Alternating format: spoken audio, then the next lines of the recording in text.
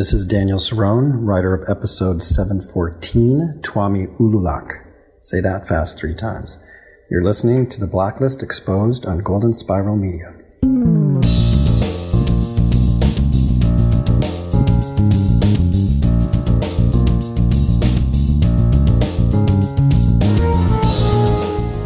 We're getting ever closer to November 13th and the return of Season 8 of The Blacklist. Good day, everybody. I am Agent Troy Heinrichs here for the award-winning The Blacklist Exposed podcast. And we continue our ramp-up to Season 8 with a replay of our watch parties that we did at the end of Season 7. What is a watch party, you're asking, Troy? Well, a watch party was something that we came up with during the start of the pandemic when we were all locked down. And we decided to watch The Blacklist live with the fans, but we also brought in some of our friends that make The Blacklist possible. Sometimes it was an actor, sometimes it was a writer, sometimes it was somebody from behind the scenes. And this week we had the fortunate ability to sit down with Daniel Cerone. Now, you might remember Daniel from Season 4 and Adrian Shaw Conclusion and his famous tweets about what it all meant, the whisper, and how can he also be like Grandpa and all this other fun stuff that they were talking about back in the day. But Daniel Cerone was back on the show as a writer for Season 7, and he wrote number 126, Twamie Ullulaq, as we looked at Agent Park's backstory. And joining Daniel Cerone on this particular watch party was also post-production's Zee Hatley. Now, Zee is in charge of taking basically everything that comes in, all the audio and all the video and all the edits, and kind of helps coordinate and put that all together to make it be what we see at the end of the day when we see the finished product on NBC here in the States. I believe also Amir Arison stops by and chats for a little bit, both in the pre-show and post-show in this particular live watch party. Now, again, how do these watch parties work? We've been doing them for a few weeks now, but basically when you hear this sound, that means you're going to stop the podcast and actually start playing the episode, number 126, Twamie Ullulaq from Season 7.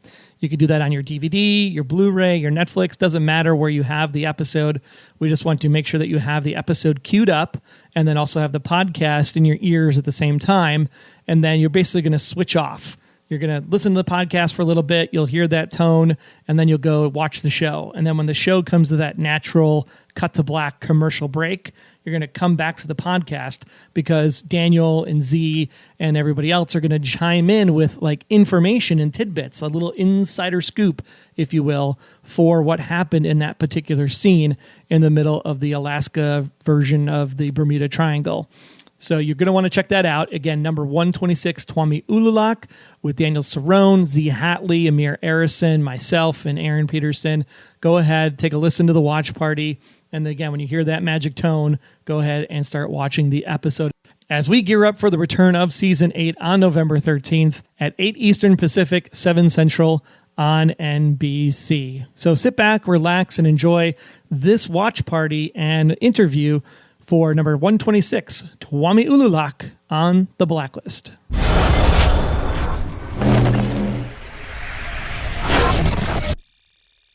Hey everybody, welcome to The Blacklist Exposed live watch party for number 126, Twamie Ullulaq. Say that 10 times fast and you will know exactly everything that's going on tonight. We are here live once again and treated to some more great people that work on the show. Joining me, of course, is Aaron Peterson from the Blacklist Exposed podcast. He's here to give some entertainment value, I'm sure. But most importantly, the writer of tonight's episode, Mr. Daniel Cerone in the house. Hello, thank you. Everybody's all familiar with Daniel, the famous Whisper episode in Kirk's ear from back in the day. So we're in for a treat, I'm sure, tonight, Daniel, as always. And then someone that you never see because he's doing amazing work behind the scenes with his crew from post-production, Mr. Zee Hatley. Yay. Hello. Good to have you guys. Oh, hey, I got bigger applause. That's nice. It's rare. Daniel could join in for that one. Yeah. You know, just do my part. You can't apply it's called a courtesy. Which is weird. It's called courtesy applause or a courtesy laugh. There you go. Whenever the writer's in a room and you're screening an episode, you always like want to give those courtesy laughs just to make them feel like they're special. Because writers need to be made to feel special. At all times, right? All times. So make sure as you go along through the night tonight, make sure you follow at Blacklist Room over there on the Twitters. We'll probably hear from some of the people on that way.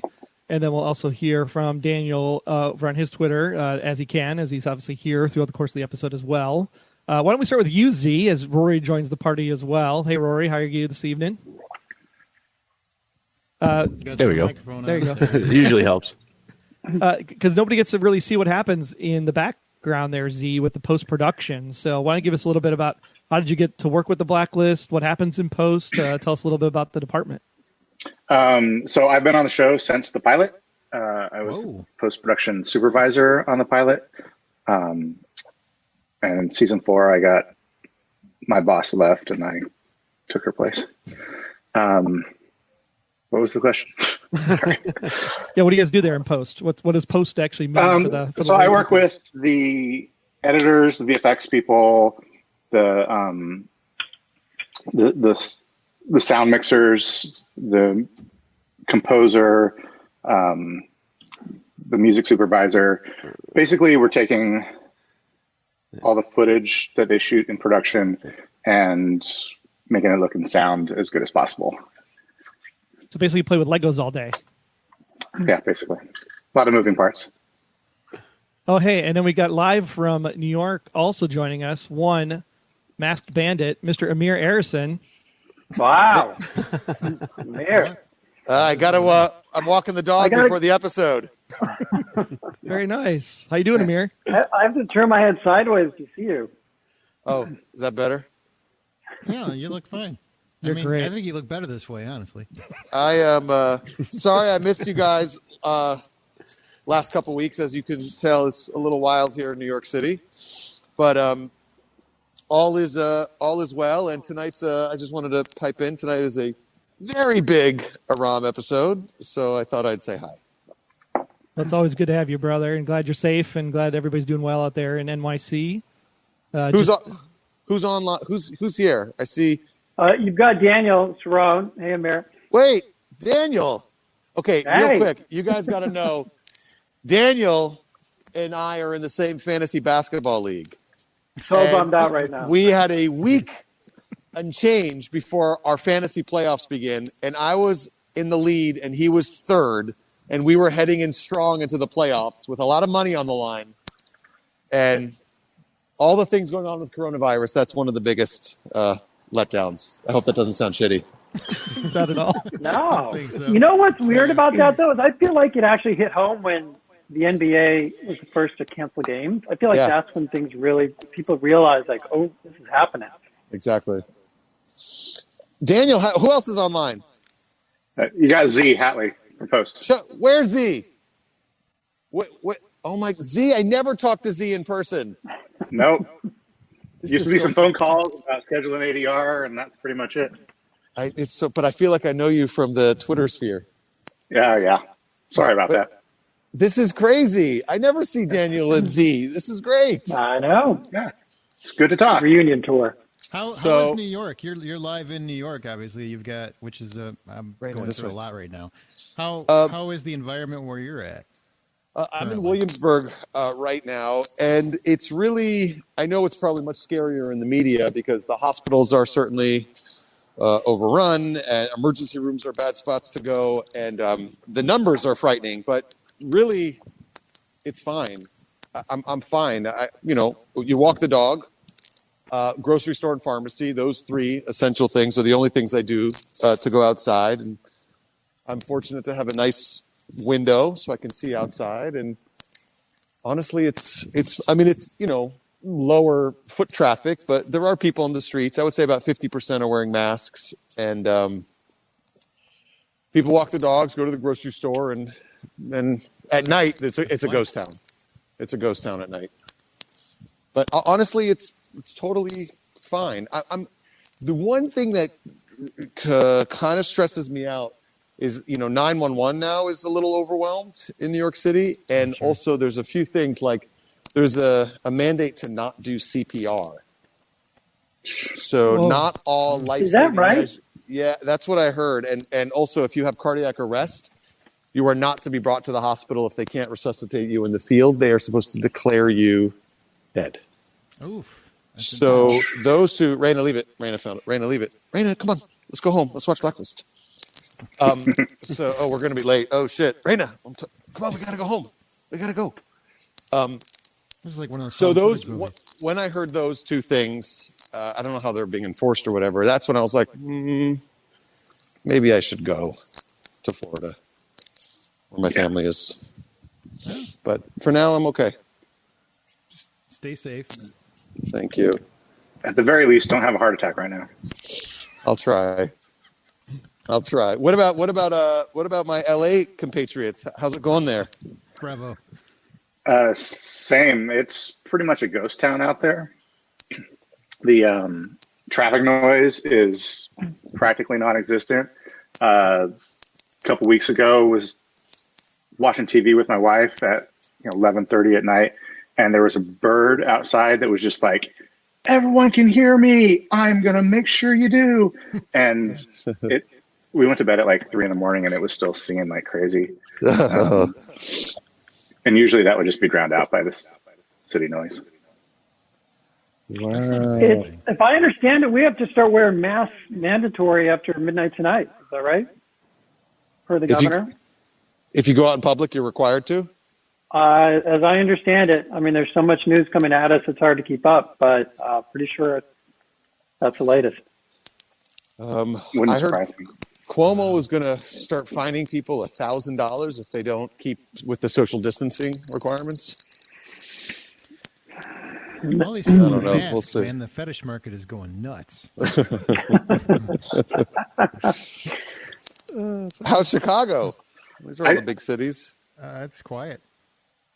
It's quiet, huh? Yeah, it's quiet. There's actually been pictures of downtown, just no cars, and that's never happened in the history of my life. So Never. It's weird. It's insane. Yeah. Wow. That's why we have TV. That's about the only thing we have going on right now. Is we have television, we have media. I don't know where we would be without the arts currently. I think we'd all be maniacal. Mr. Cerone? Yes, sir. I just have a feeling you probably were writing either 21 or 22, which I don't know. I'm just guessing. You always write like a penultimate episode. Did you have any ones that we didn't produce this year? And when do you think season 8 will start shooting if we have one? Obviously, it's unknown. I mean, we're having one, hopefully, but.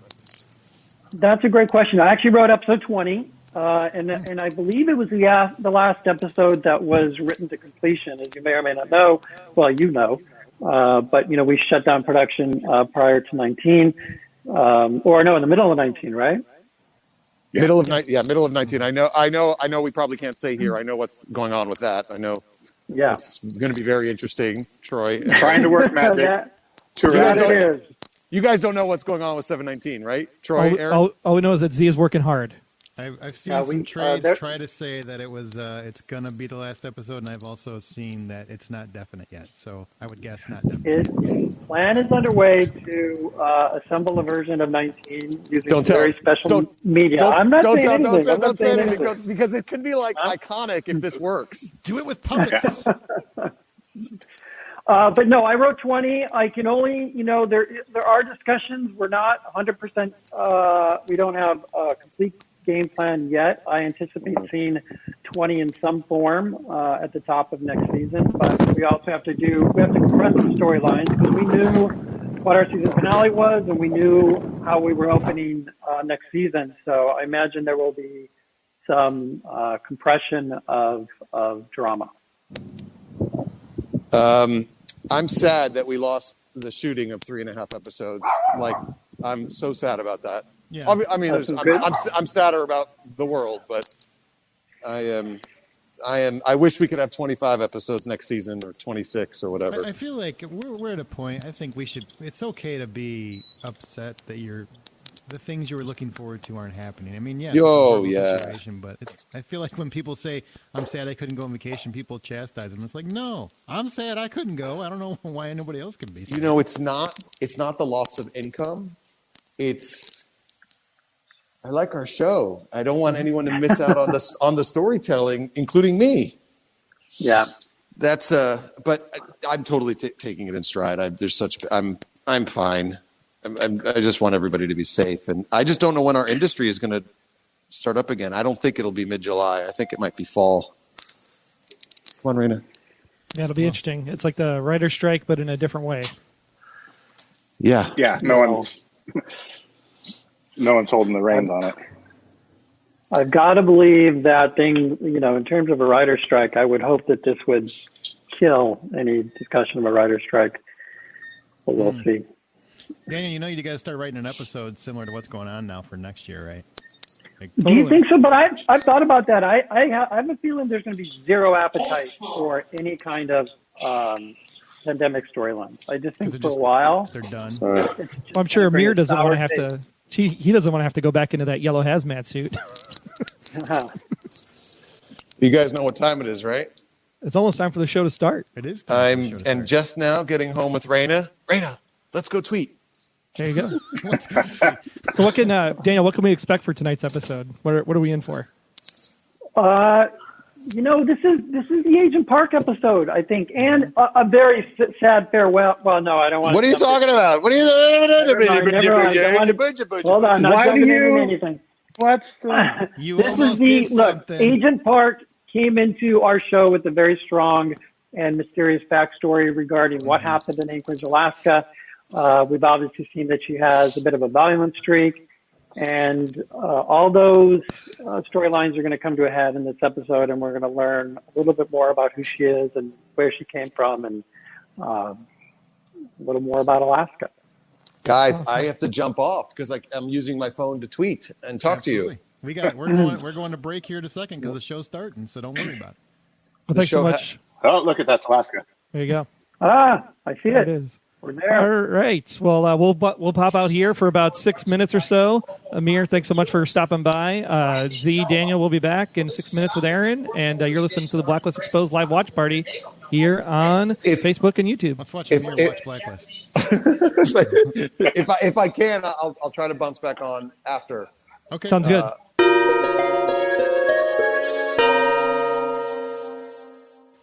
And we're back for first commercial break. I think first question is going to Zee. How do you hide those semi trucks underwater? How does that work? That was CG.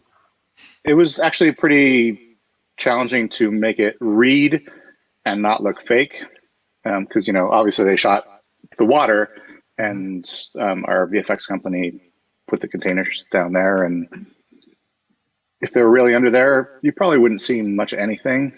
So.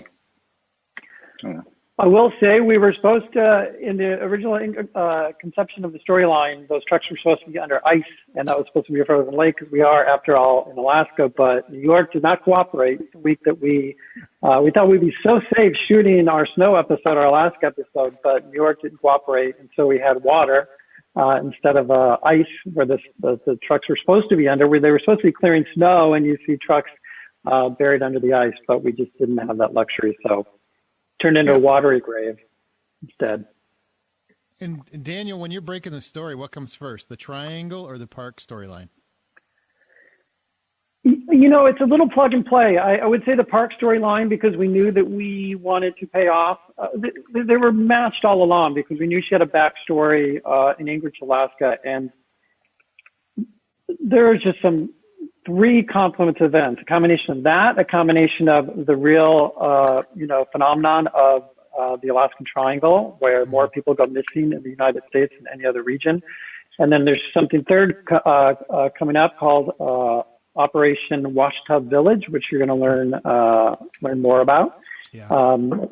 So all three historical phenomenons, well, except for Park Story, we made that up, but they all came together nicely in this episode.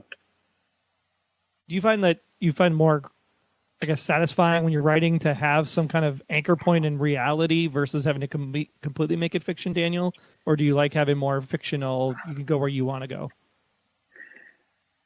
Myself as a writer, but I also think this is true of the show. I mean, most of our stories definitely are rooted in some kind of science or technology or history or politics. And then they're just jumping off points and, Sometimes we jump pretty far.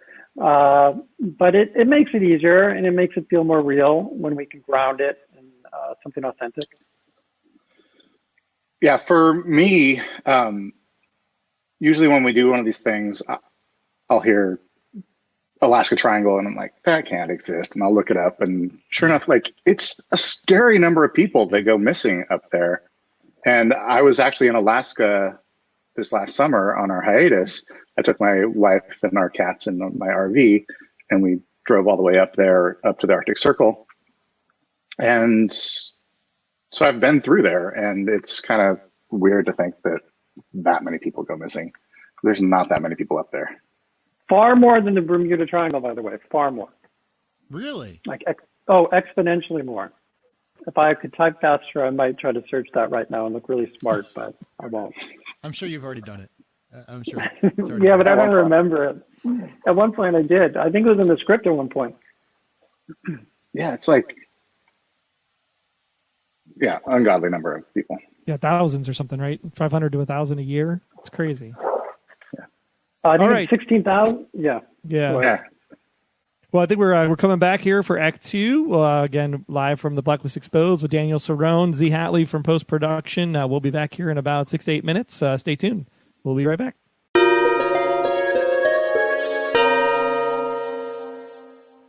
And we are back. I'm taking a shot every time I should have left Elodie.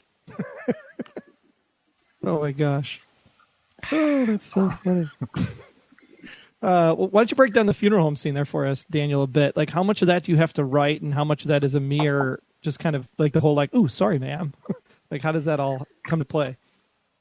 Well, everything is, if you only knew where things started and where they ended, you always, begin with big dreams, or even just moderate dreams. In this case, you're always, as a writer, trying to write toward production. And I knew that we were not going to be able to afford a big morgue. And so I got on the computer. I'm like, well, what do little small local morgues have? And then I found that these sort of 2-drawer kind of file cabinet-like things that are refrigerators that just hold 2 bodies. And I was like, well, let's give them that at least, so we can pull out one and it's the wrong body. But then you go through the production meetings, they start pricing the stuff out, and then pretty soon you're just left with a body covered with a sheet on which happens too. But realistically, those bodies would have been in a cooler at that point, but you do what you can. Zee, talk about the elements or techniques you use to emphasize the cold. What does it take to make it seem so much colder than it might be? I wish I'd been able to be watching, because it's been about a month since we finished this episode, but occasionally. Well, did you have to frost Did you have to frost anyone? Did you have to add any frost to any exhalations? Breath in post or anything like that? I don't think so. And doing breath in post is actually pretty expensive. So is it really? When we've done it, we try and minimize it as much as possible. Try to freeze and kind of like establish that it's cold, and then it might go away a little bit. But yeah. By the way, the old school. Sorry, go ahead. Go ahead.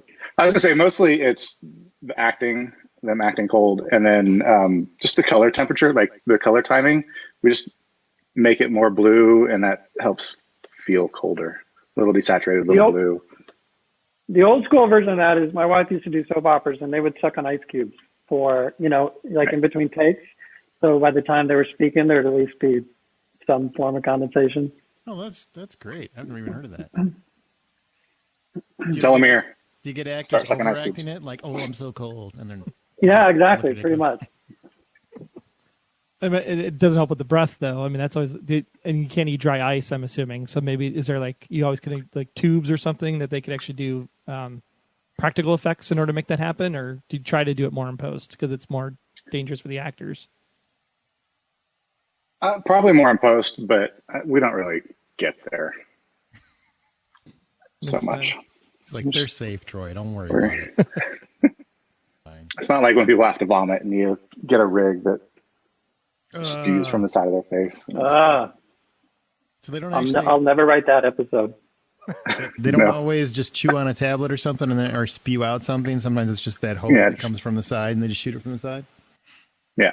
I don't think we've done that in our show, but Hopefully that. All right. We just have bugs that crawl out of people's mouths and fly and away. throats and everything else. Yeah.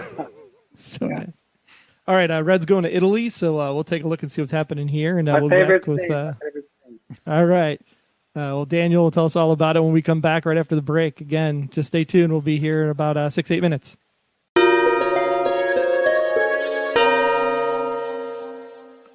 It's the dramatic music swell as you come into the commercial. Like, oh my gosh, attention. Daniel, how'd you get the idea of making a Rabbi Hector from Breaking Bad just running around ringing that bell? That's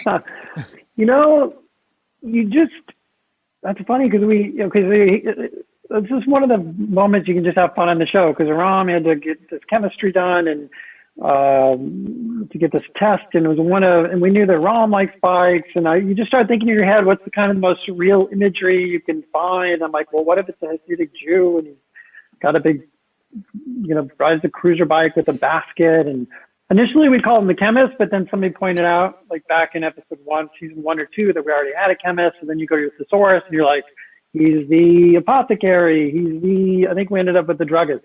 I think that's what it was. But it's kind of one of the funner aspects of the show. Zee, where are we at with Elodie? Are you team Elodie or team no? She's very pretty. She's very wealthy. I mean, maybe a little murdery. I mean, everyone has flaws, and Daniel, tell us for real, like Alaska Triangle, real. Whale vomit, not real? So ambergris, I'm glad you asked that question, because I do remember this tidbit. There was a gentleman in, I think, Thailand last year that discovered like a 22-pound of a waxy substance on a beach that was ambergris. By the way, ambergris floats in the ocean for years, which is where it absorbs the sun and the salt and all these different fragrances that make it so musky. Anyway, 22-pound chunk of smelly rock, sold it for $500,000. Like, it is literally more than when you're at the beach next time, it's worth looking up what ambergris looks like and just keeping your eye out for it, because it can literally turn your fortunes overnight. But it is whale vomit? It is whale vomit. They either excrete it through vomit or comes out through another end. By the way, whales are endangered. It's illegal now because people would hunt whales just for this reason. You know what it is? They have to break down like shrimps and crustaceans, and I think it's the bile in their stomach that has to work on these things, and it just becomes impacted as this just mass inside them that at some point is excreted. If you're lucky, you can find it because it floats. It doesn't sink. It'll eventually find its way to a beach somewhere. I think I just keep swimming. I wouldn't go anywhere near it, personally. But it is like a rock. I mean, it's a hard substance. I think my favorite is when you guys write where Red goes, and so we have this perfume connoisseur in his little store. Like, where do is this your idea? Is this John's idea? Like, how do you guys find these interesting characters? Just the thought of Red smashing a perfumery was just too much fun. And I think a perfumery was in our head because because of obviously the whole ambergris situation. So it kind of grew organically out of that. Makes sense. Cool. Well, we are coming back for, what are we at? Act 3, Act 4, going deeper into the Alaskan wilderness here at the Blacklist Exposed watch party for Twamie Ullulaq. Cool stuff coming up. Holding on tight, guys. We got a good stretch here. We'll be back with you in about 10 minutes or so. Stay tuned. So we have this mysterious name in Lucier. What does that all mean, Daniel? Like, why this person, why this time? But you have this great line in here that there's no coincidences. Foreshadowing potentially, or is that just something we should just kind of just throw away to the side? No, I'm working on a project with a friend of mine named Patrick Lucier.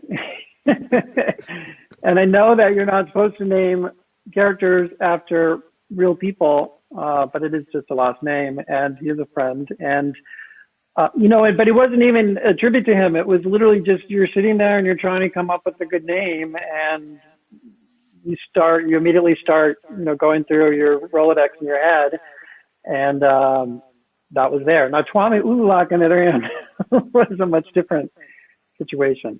That was just literally getting on lists like what are Native American names and what's a cool one. I always find it a challenge to name characters on the show because the guys, as in Bokenkamp and Eisendrath, do such a good job of coming up with just the craziest, wildest, hardest to pronounce names. I'm sure you've been told this before, but at the end of every script, there's a rather extensive pronunciation guide for the characters and locations and technologies and things that are featured on the show. So I took it to task to come up with a challenging name for Twamie. And then Zee, it looks like in this container that they're in, it kind of looks like it's a Target logo on the side of the container. Is there like, Yeah. Are there times where you have to add in certain sponsors because they're actually the sponsor placement versus wiping them away? So we almost had to digitally erase all those. Because NBC does get sensitive to what commercials they can sell around an act. And so, if Walmart was advertising in the break before or after, they might be like, why do you have a Target logo in the middle between our ads? But we didn't, because it's not a Target logo. It's clearly a Target for shooting practice against the container. And it doesn't match the Target logo. It's different enough that they were okay with it. I mean, they picked a logo that is very much a thing that exists. So, for sure, that is true. Daniel, do you? Now I'm stuck. I'm going to be looking for that logo the rest of the episode. Daniel, when you were determining this whole blood test thing, why go with red versus the law for Aram? Because Aram. I love that aspect. Aram really has to wrestle with this because this is a woman that we've established that he has a genuine connection with. And I think if he went through the law and he got news that he didn't want to hear, he'd be in a really tough place in terms of, do I have her arrested? Do I let her slide? I think he wanted to find out independently, just in case. Okay, that makes more sense. Troy, I was wrong. You'll hear. Did you have a bet? Yeah, you'll hear Aaron's reaction and his on the podcast when it comes out a little bit later, for sure. Keep in mind, I was a criminal science major, so it's you just take me out of it. I try to work really hard about. I just saw a question on Twitter. Somebody was like, "Oh, Agent Park just happens to get thrown into a cell with the guy that she was looking for," and I just wrote back like, "Nothing is a coincidence. Like, stick around." We try to think all these things through, so it doesn't always come out by the time you've edited episodes down to their tightest form, but we do try. That's great. All right, well, we're back and back in the Anchorage field office. Looks like we're gonna have some tracking going on of the camp, so we'll go back here in about 6 to 8 minutes. We'll see you in a bit.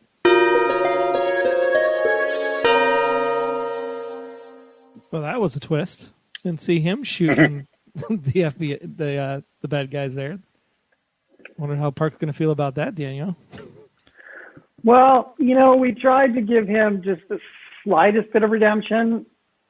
Just in watching all this, I'm just always astonished how much we attempt to pull off in episodes. I don't know that we always do it successfully because I think sometimes we try and do too much. This was this episode is already so tight because we've obviously got the A story, which is the crime story, and then you're exploring Agent Park's backstory and then going all the way back to the guy who killed her mom, and you're trying to tell the flashbacks. I remember when we got a cutback, you might remember this, and there was still like a minute or a minute and a half long, and it had already been just whittled down to the bone, and I had the unfortunate task of having to go through it. And just looking for nips and tucks and seconds here and there and a possible line to lose, it gets so challenging.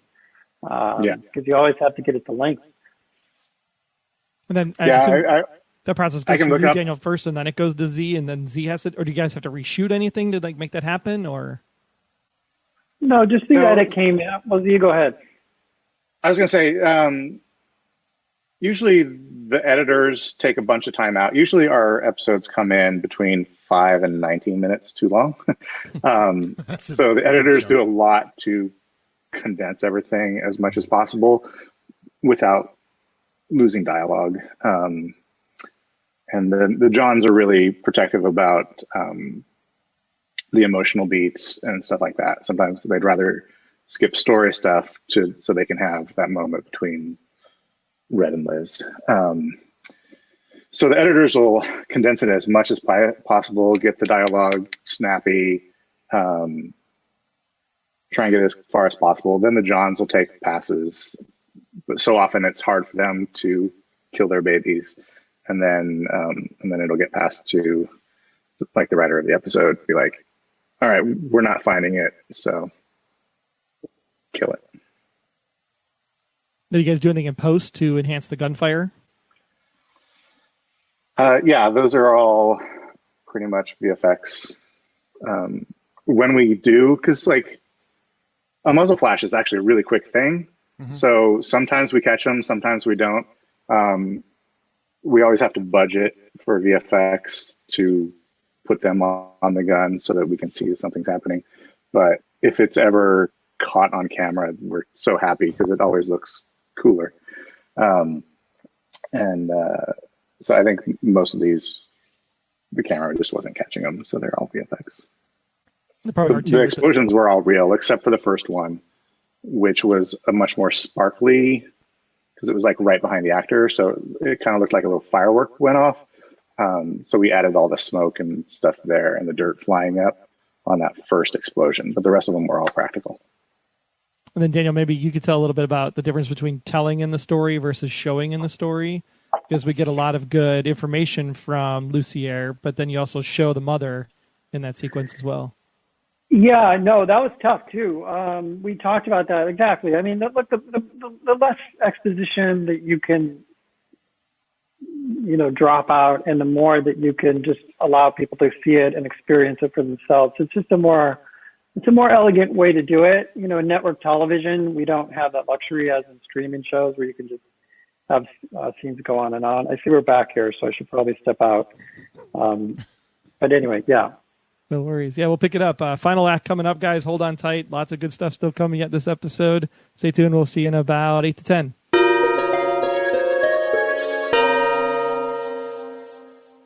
Bye, Elodie. Wow. Yay. Does anyone understand it? I think that is the number one question we all have, Z. It's like, how do you come up with that line, Daniel? Because I'm sitting there going, which one? The Elodie line. Like, I don't understand this at all either. The when he's reading the rights, and she's like, I don't understand. And he's like, neither do I. Yeah. Yeah, she lived on the edge and fell on the edge too, pretty much. That's a tough character. I had really a lot of ambivalence about the outcome of that story. Because I really think that character, we all love writing for Amir / Aram. And, that character brought a lot out in him. And, it's a tough one. Like, do we keep them together? We went back and forth on how that story would end. And the decision was made above my pay grade, but because I just like the character value of having someone that brings out the different aspects of Aram, and we're always looking for good characters to do that because he's kind of the heart and soul of the show in a lot of ways. So anyway, that's how it came about. So we were debating because it almost felt like a hanging chad. I hate to use a political term, but she did it, right? She's guilty. She did it. Without a doubt, she did it. She killed her husband. I don't know, a lot of stuff, again, goes by so quickly, but that guy that they promised immunity to, she hired him to make sure that her husband, was chosen and he was supposed to die in that contraption that, whatever, paralyzed him. But no, she was behind it all. Well, I say adieu, Elodie. I love the actress, but the character just drove. I was like, leave. And the actress is the wife of one of our writers. Yeah, I sure did. Yeah. I assume that's known here. Okay. Yeah, Elodie. Doesn't make me like the character anymore, though. I'm just like, no, she did a great job. She did. Because she was very genuine, very sweet, and at the same time, I'm like, yep. I don't trust her for a second. Yep. See, and we're all thinking that Red actually was the one that framed her because of the situation she caused at the wedding. Yeah, we did think that, yeah. Ilya, getting in, Frank wasn't able to pick up his name tag or whatever, and we're like, is this all set up by Red and she's actually innocent? It would be a good twist. At least it leaves you on the hanging shed to make you think that, so people can question it for as long as they want. But now you guys all know the inside scoop. There you go. And did love the aspect to the Park's childhood and how she killed her own mother, but blame this guy for forever. That was that might have been a John Eisendrath extra, twist on a twist. I'm not sure that was part of the original conception, but I liked it.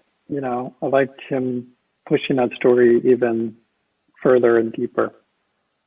And Z, I do believe, was it Bokenkamp said to ask this, right? About New York? Yeah. He said, you've got some wonderful backstory to share on the more challenging aspects of making New York look like Alaska. Do I? I saw you guys tease that for this chat. No pressure. I think mostly it was the color timing, and if you're ever driving and you're in your car and the temperature is set to whatever, and you drive under a cloud, things just look grayer and you feel colder.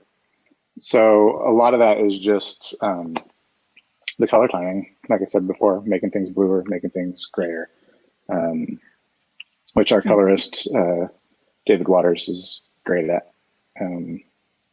He's a pro. It was pretty. So I think all the snow in here was production. So I don't know if it had snowed before that day, because I know it was warm, but anything there was there. What happened on the episode was we were just scrambling because, as I mentioned earlier, there was no snow. There's nothing on the ground. We had a great location that looked Alaskan-ish, but like I said, the lake was supposed to be frozen. It wasn't. The ground had zero snow on it. They trucked in a whole lot of snow, and I think at the end of one day they put it up on a bank in the background to make it look like there was snow. And then when we came back to shoot the next day, there had been a dusting over the entire area, and that's what you saw. So it wasn't, mounds of snow, but at least we did get some authentic snow toward the end of the shoot. And I think it looked really good. There, in that first sequence where Red and Dembe are driving through, and they come up to the lake and they find the containers. We open on that stock shot of the coast of Alaska, the mountains and snowcap, and you have to be paying attention. But if you look at that, it's all evergreens in that stock shot, and then you cut to them, and it's all deciduous because they're actually up, half hour north of Manhattan, and it's just editing magic that your brain just puts the things together and like, oh, it's forest, and most people won't notice that. And we were supposed to have VFX to put mountains in the background, but there were only like really two spots where you would really be able to see them, and they had such cool skies when they shot it. Those clouds are just so gorgeous, and they look so cold that we decided to just leave that instead of putting these giant mountains in the background that you would see if you were in southern Alaska. Because you're figuring they're like on site somewhere closer to the Catskills up there in upstate New York in order to make the hills at least look somewhat foresty and that stuff. But yeah, they're not very far out of the city at all. Really? Yeah, I looked it up the other day. But yeah, it's like a half hour north of Manhattan. Wow. I've been to New York. I can't imagine where that would be. Yeah. Barely past the Bronx. But we're by Chicago. You drive a half hour. You can find forest. So I guess I can make sense of that. This is an interesting one here that we got from we Aaron and I debate this all the time. So this is someone from Facebook that has been watching with us. So how do you guys balance the, tying to Raymond versus just having these standalone episodes, Daniel? I mean, I feel like you guys wrote in some really good parallelisms. I can never say that word. And I don't know how much it's you versus beats from John or John that are coming to you or beats that they're writing in. Because it felt like we have this whole conversation with Cooper at the end with Liz. We have the whole a child killing a parent parallelism going on there. So why don't you talk a little bit about like what are we supposed to take away from this episode when we're done watching it in the construct of the Blacklist itself?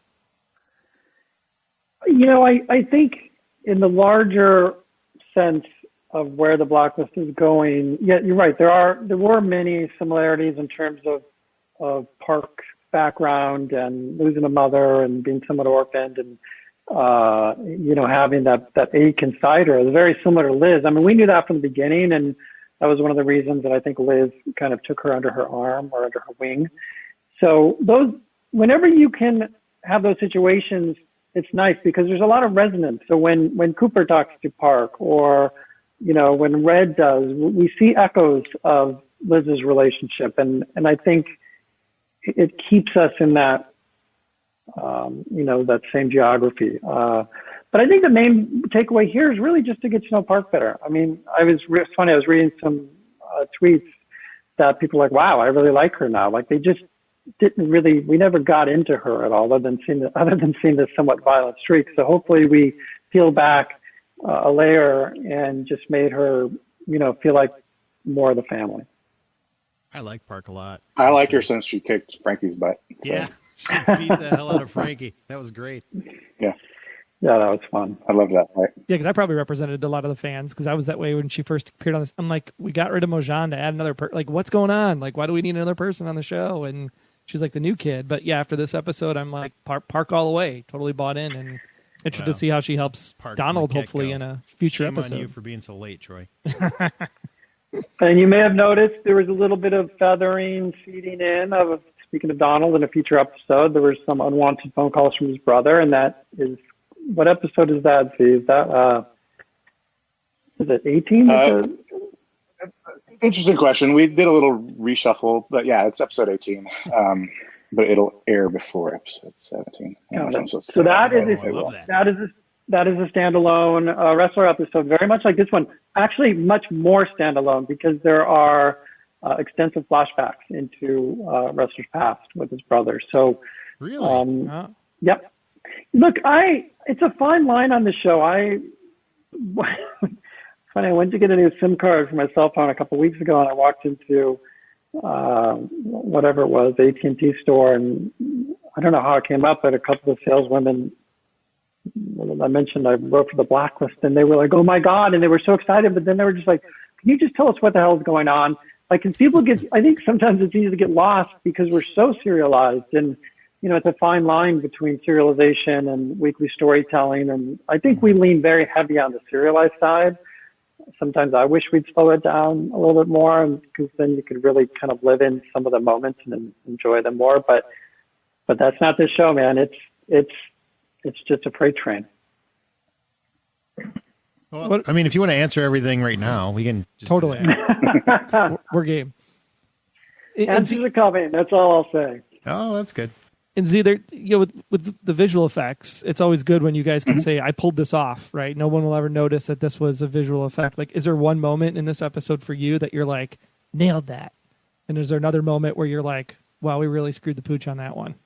I just had our VFX list up.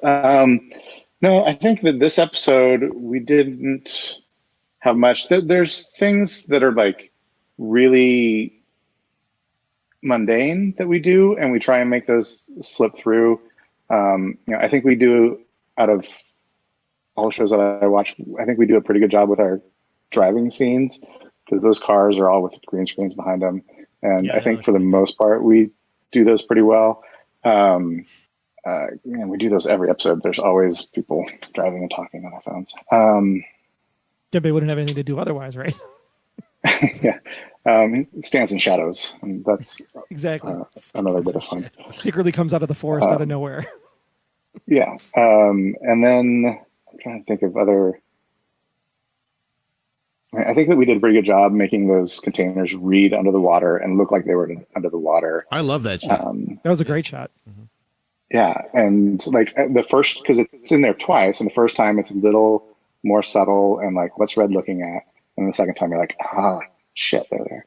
Sorry, I don't know if I'm supposed to. No, you're totally fine. And then use it again, actually, a third time, don't you? Because then they're looking at the shipping containers for the crane when they're talking in the post office, right? On the overheads. Yeah. Right. Which usually the post office, those screens usually tend to be 50% practical and 50% they don't have whatever they need to throw up on them when they're shooting the scene. Like they won't have been out to the river, and that VFX won't have been done on the water to show the containers, so that'll be put in post. And I think we do a pretty good job of making those look practical even when they're not. That's what we try and get away with, is anything that doesn't call your attention to the fact that it's fake is a win. And usually I'll rat myself out on Twitter and be like, oh, we pulled that off pretty good. Last week, the skydiving thing, I thought we did pretty good. I don't know if any of you have skydived before, but that's what it looks like up there. I watched my best friend do it, and I refused to get in the plane. Does that count? I was there. I was at the field. I waved. It's fun. You should do it. Nope, I'm good. Don't have anyone like videotape you while you're doing it or take pictures or something, because I did it for my 21st birthday, and I just had a guy in my face the entire time telling me to smile and give him a thumbs up, and I'm like, I want to watch the earth hurl at me. Cheeks like this the whole time. But the entire time I just couldn't enjoy it because there was a guy like trying to get my attention and get me to wave to the camera so that I could watch myself wave to the camera, on a DVD. I just want to watch if I did it again, no tandem, which was funny with last week with, Aram strapped to Elodie's front side. I guess she's a pro because usually that would be the pro on the back, but that was not by accident. Hi, Amir. Hey guys. The Mishman in the background you might not see from the lighting is Amir Arison back with us. Side note, that scene you're talking about, the skydiving scene, that was actually, I think there was a couple of trims in there, but it was actually like a 2.5 page scripted scene. And, when you do the turnaround and things, so you end up having to do the scene about 8 times total for the wide. And then we had to have a special shot when the door opens and so forth. So, but Aram is basically hyperventilating the whole time. So if you do the math, hyperventilating 2 to 3 pages times 8 is a long time. I actually got dizzy and had to stop halfway through and get a power bar and a Gatorade because I started not knowing. I was looking at Elodie. I was like, I don't. Lines are coming out of my mouth, but I actually don't know what I'm saying, and had to sit down for a second. True story. So are you going to miss Amir? I'm curious. Are you going to miss Elodie? I was just talking and tweeting about how I just love. We're always looking for just stuff to give you because you are the heart and soul of the show, and it's so much fun to write for Aram. And I was a little sad to see Elodie, go away, and she is going away. So I wouldn't hold your breath to see more of her. Well, we called that. But I wondered how you felt about that. So it's always a treat, since I'm so often sort of in the thick of task force stuff, to kind of have scene partners from sort of outside, getting to work with sort of guest stars and recurs and other. So that's always a treat. And then to kind of have someone that you get to develop a rapport with, like Liz, Elizabeth is her name, who plays Elodie, is great. And we got along famously. So like when I had the storyline with Janet and Elise, and even when I took that, I forget the kid's name, when Red kidnapped him out from under me. Whenever I have to go do stuff with other people, it's so different than day to day. So it's great. But I just thought you guys handled the ending of it so well. So I was happy the storyline ran. I'm sad that Elizabeth had to go, but I'm happy with how I think the storyline went as far as it could go, with Aram just continuing to make emotional, sensual, SAENSUAL decisions over maybe wise ones. But yeah, I'll miss Liz Bogish, but no, I think it's good. I'm ready for the next adventure. Hey Daniel, can I ask you a question? Is criminal overlord blood tests admissible in court? Wait, criminal overlord blood tests. How did you think of that? How did you think of Jewish orphans as the secret blood test guy? I got that question earlier. You're just looking for, all you have is the guys that are doing a drive-by. So you're like, all right, you don't have time to write dialogue for them. Like, what's the most sort of unexpected, colorful visual, that you can give people? So like the Hasidic Jew on his, cruiser bike with the orphan sign. I don't know. it just sprang to life in my head.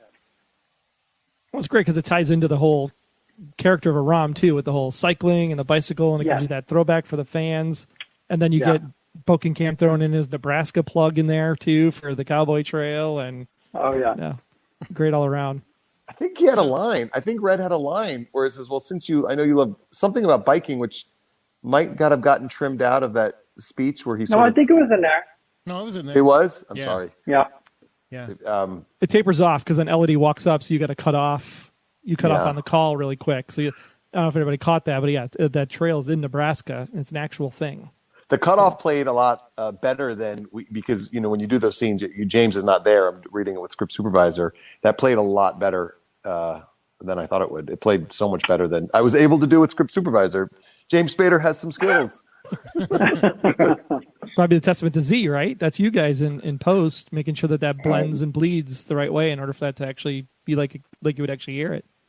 Daniel, so we're left to imply to understand that basically she murdered her husband. She poisoned him, right?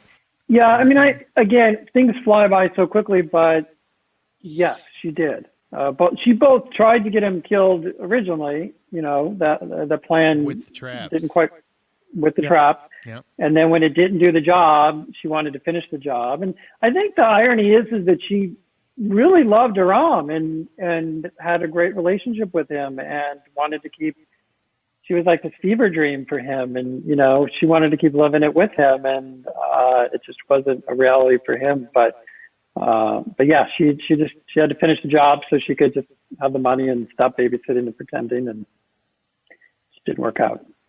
Hey, Amir, can I ask you in regards to this whole relationship? Because with you and Samar, everybody was like, go, go, go, Saram, Saram, Saram. This one, everyone's like, stop it. Just stop it. Because she's very much the opposite of the Aram we know. I said stop it. I would read scripts. I was like, stop it. Come on, stop it. It was, sorry, did you finish your question? Well, I was just going to, how does that feel? Because it's very different to as an actor to have a relationship everyone's rooting for versus they root against. After Fleur de Mal, it's funny. There's a psychological term called trauma bonding. And so Aram was refusing to kind of date, but he insisted that he go on Fleur de Mal because he felt like he could have a bond with her because she has this sort of disabled husband, and Aram, Samar was, on her way towards sort of disability, for lack of a better word.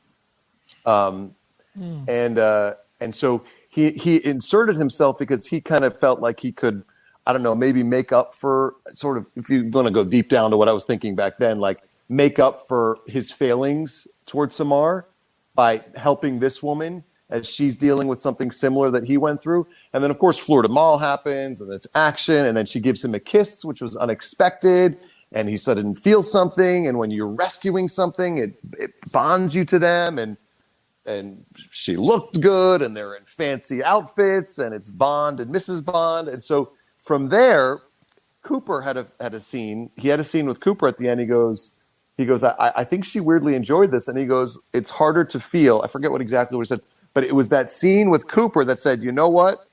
It's okay, Aram, to go feel something. So let me go lean into this, and not realizing he's going to fall face forward into the wrong relationship. So it really was, and Eisendress said that it really was a rebound relationship and trying to go for fun. And she keeps, so he was certainly thrilled and felt like he was stepping out of the comfort zone, which is something I think he felt he had to do in order to not think about Samar and also kind of go in a different direction. So he's not, certainly she didn't remind him of Samar.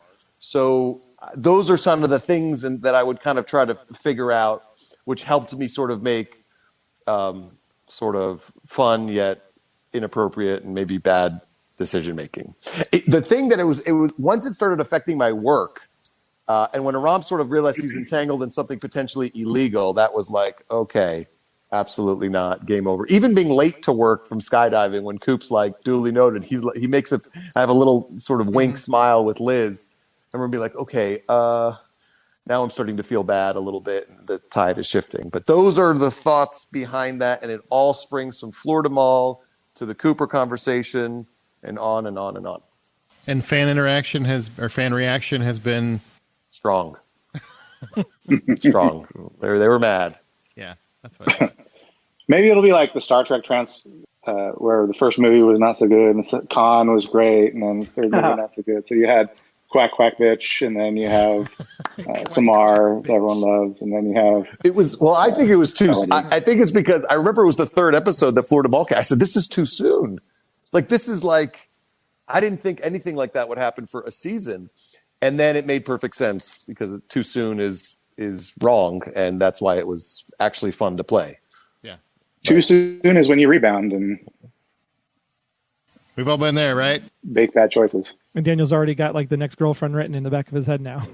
It's hard to come up with. I mean, trying to remember where the idea for her character came up. It's hard. I mean, you've had some good relationships, some bad relationships. I mean, Samar, how do you top that? That was such a. Yeah. It was a 5-season. Yeah. Will they? Won't they? And will they? Won't they? What's she doing with Wrestler? Yeah. That's probably my favorite episode. Her exit episode. The way that was handled. Yeah.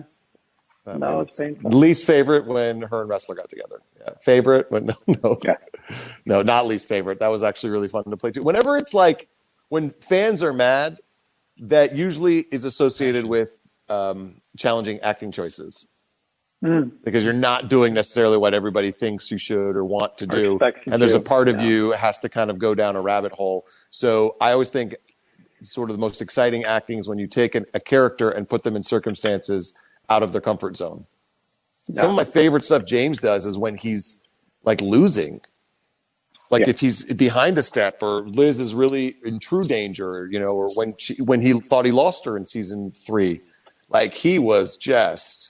Suddenly Red is not in control. It's just his work was like so compelling.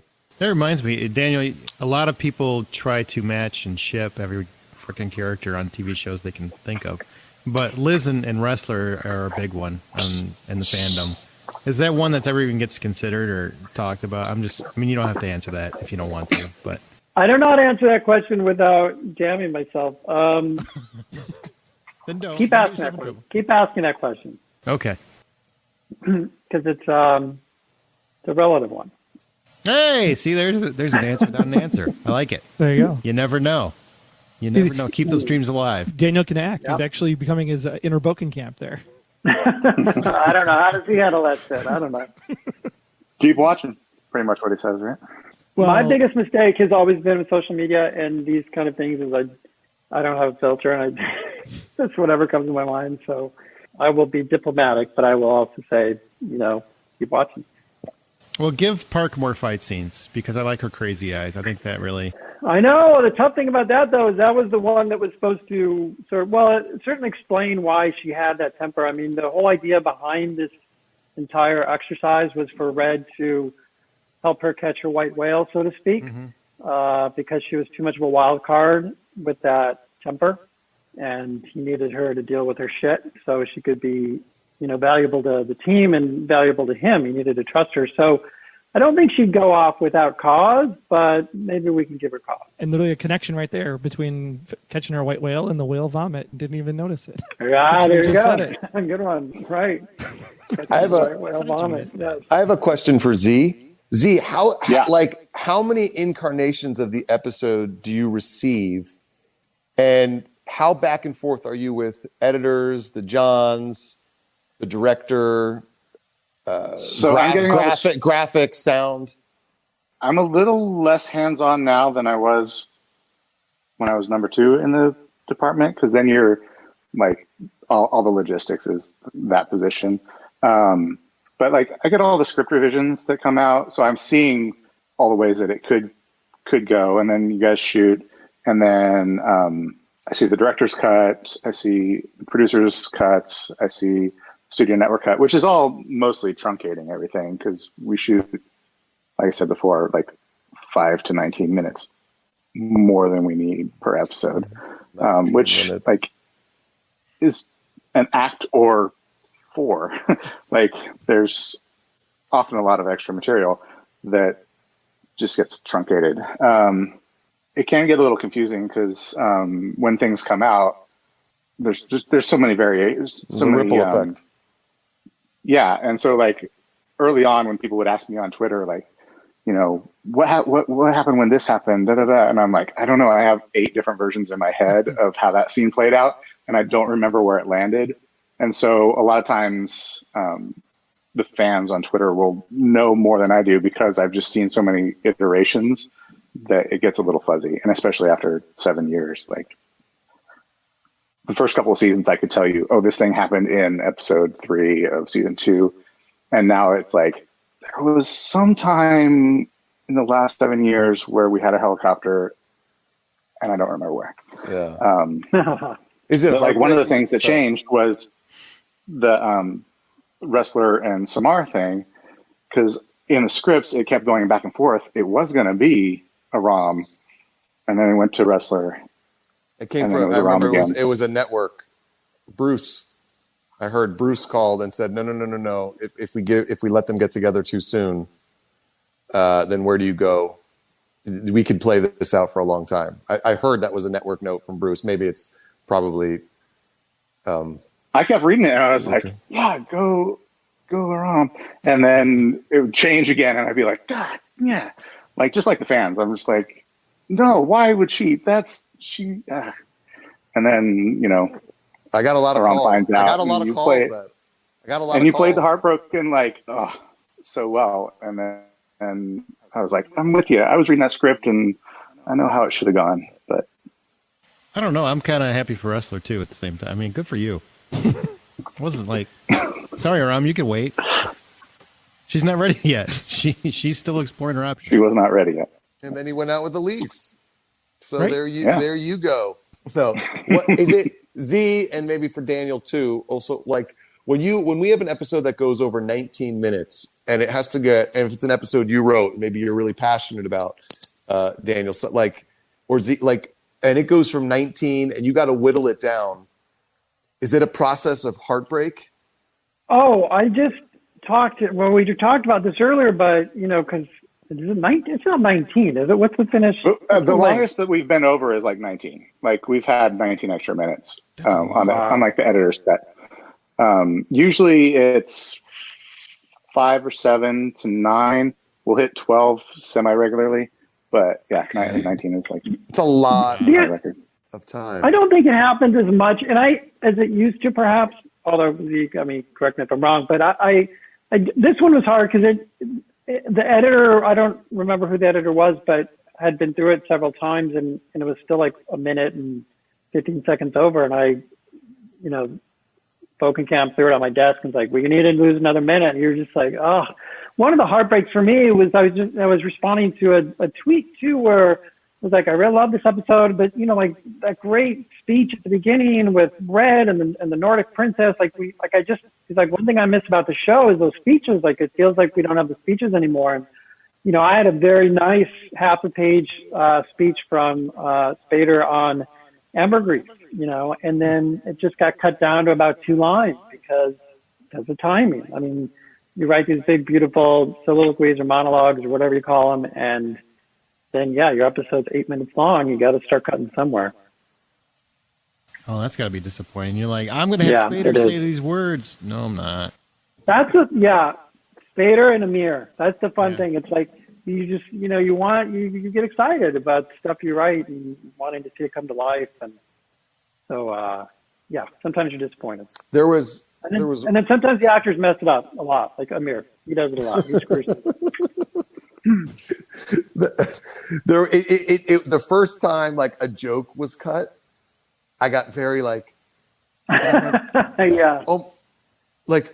so sad, and did I not do it good? And I learned that when you're getting everything so that the plot still makes sense, you got to lose extra, and I know jokes are often go right. It still hurts. Yeah, but now I'm speaking ready of. for it. Sorry about the next episode.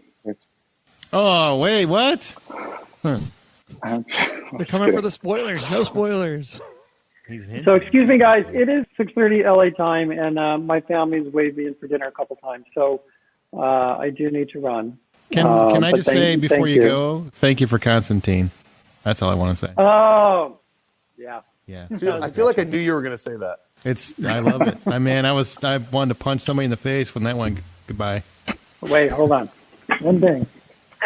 Oh, he's gonna tease me. I was going to tease you now. No, I'm not one toy. to keep saying. Yeah, exactly. I was at the Comic-Con premiere of it. I swear to God, I was at the Comic-Con premiere of it. Oh. It's like the Constantine lighter. Nice. I think we made 3 of them. Our very wonderful production designer. That's So amazing. yeah, I have a few little trinkets, but not much. I didn't grab them quick enough. Well, I should have. you got robbed. You should still call 911 on that one, but that's TV. He lives on though, and Yeah. I haven't watched the show, and I'm still in touch with Matt, and I'm like, thank God you're still working. Legends, right? Legends. Yeah, it's Legends of Tomorrow. I still wish they would just spin off of that. I mean, CW's got 1 billion DC shows. Why not? Yeah. Well, I will. Sorry, this is way off point, but to this day, I honestly believe the reason it didn't work is because the reason we didn't get the pickup is all the DC shows at the time, and I think still, especially on, they were all of this sort of Berlanti variety, which is very, very warm and inclusive and kind of YA oriented. And we tried to stay truer to the source material, which was just a little darker. And I think it's the same reason Swamp Thing fell off the map. That's a great show too. I mean, I don't watch many of the CW ones, but I did see Swamp Thing. That's pretty good. Yeah. Anyway, let you get back to your thing. Thank you guys. It was a pleasure. Goodbye, everyone. Bye, Amir. Bye, everyone. Bye, Daniel. Bye, Daniel. See you next season. Well, yeah, we are at time, so I think we're going to have to wrap it up for everybody here. So, Zee, thanks so much for coming out and sharing a little bit about the behind-the-scenes stuff that nobody gets to see, but gets to see every week in the show. We just don't know we see it. We just don't know we see it, and that's the great part of post. That's what their job is, and totally appreciate you coming out, Zee. Good old Amir there. Oh, yeah, go ahead, Zee. Oh, go ahead. Good to see you, Amir. You too, Zee. You don't understand. I feel like Zee and I interact weekly, but I never, ever get to see him or talk to him. And of course, Amir there over in the Dark Square. Thanks so much. Glad you're safe out there in New York. And disco club. So imagine, great episode too. It's the TV reflection because I was watching here and tweeting. I just figured you were putting on your own discotheque because you can't. I didn't. Well, also Raina is sleeping. I don't want to wake her. The dog. She's sleeping right next to me. All right. Well, make sure you watch the Blacklist next week. More great fun. Follow at Blacklist Room to go ahead and get all the behind the scenes from the writers. And then, of course, us at the Blacklist GSM over there on the Twitters. You can find our show over at theblacklistexposed.com. And you've been watching the Twamie Ullulaq live watch party. You butchered that. Good Thanks job. so much. And then Z, break a leg on 719. He's Definitely. still working hard. We're all shut down, but he's working hard. The fans are hoping. The fans are hoping. It's going to be interesting. Fingers crossed. The musical puppet show coming live. Yeah. I would watch it. Do it angel style. Cool. All right, Might thanks, not be guys. that far off. So have fun, everyone. You All bet. right, ciao. All right, see ya. Have a good week. We'll see you guys. hopefully next week. Bye.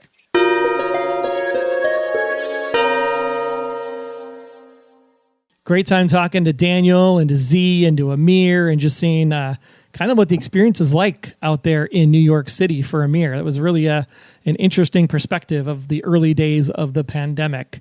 Well, we hope you enjoyed this watch party. We have 2 more before that November 13th kickoff of Season 8. Next week, we'll be talking with Sean Hennon, the man behind one of the better episodes, I think, of Season 7, Brothers, which was the wrestler backstory, forward story, and what he all had to do with his brother there in Detroit Rock City. So definitely want to come back next week and check that out as we talk to Sean Hennon about Brothers and a lot of good insider information on how that episode came together. So until then, for Aaron Peterson, I am Troy Heinritz. Stay safe, stay well, wear a mask, and we'll see you next time here on The Blacklist Exposed. Take care. Until next time, I'm Agent Troy Heinritz. That's at Troy Heinritz on Twitter. And if you want to learn more about me, just visit, about.me/Troy Heinritz. And I'm Agent Aaron Peterson. You can hear me talking about movies and TV on the Hollywood Outsider podcast, as well as Remake This Movie Right. We are available at thehollywoodoutsider.com or on Twitter at 5popcorn. Be sure to subscribe, download the app, submit your feedback, but most importantly, keep yourself off of the Blacklist.